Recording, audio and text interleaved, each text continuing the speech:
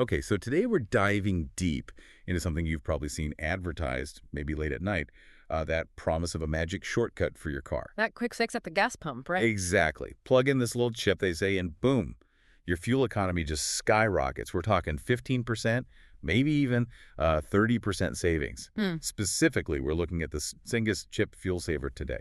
Yeah, and it's tempting, I get it, especially with gas prices being what they are. The pitch is always slick. Hmm. Plugs into the OBD2 port, optimizes voltage, cleaner combustion, saves you money. All sounds very high-tech. So our mission here is pretty clear. Does all that technical jargon actually hold up? We need to compare these, well, frankly, astonishing claims against the science and, what users actually experience. And let's be honest, right off the bat, there's a healthy dose of skepticism needed. The claims are bold, but the tech backing often seems thin. We'll see.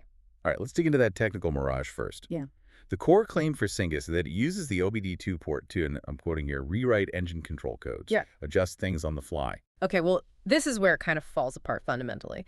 The OBD2 port, its main job, is diagnostics, reading information out of the car's computer. Like a checkup. Exactly. It tells you what's wrong or what the engine's doing. It's not really designed as a two-way street for just any device to start rewriting core engine maps. That's a much more involved process. But couldn't a clever device maybe, like, it intercept some data, use the diagnostics to maybe nudge the ECU, the engine control unit, a little bit, even without full control? That's a fair question. Theoretically, maybe some very basic manipulation could be possible if it was actually connected to the data lines.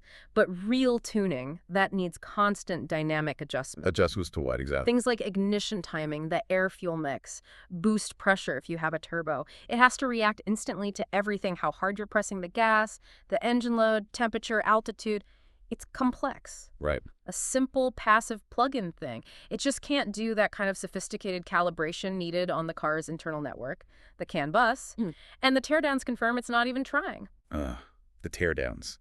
So what did people find when they cracked these things open? Because often that tells the real story. Oh, it definitely does.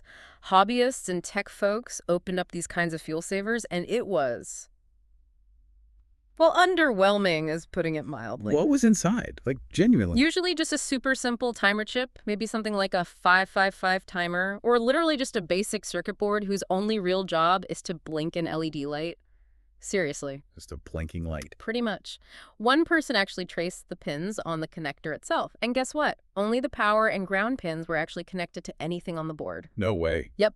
No connection to the data lines needed to talk to the car's computer at all. It's basically a prop, a little light-up toy pretending it's doing something sophisticated. Wow. Okay, so the hardware is basically fake. What about the people who bought it?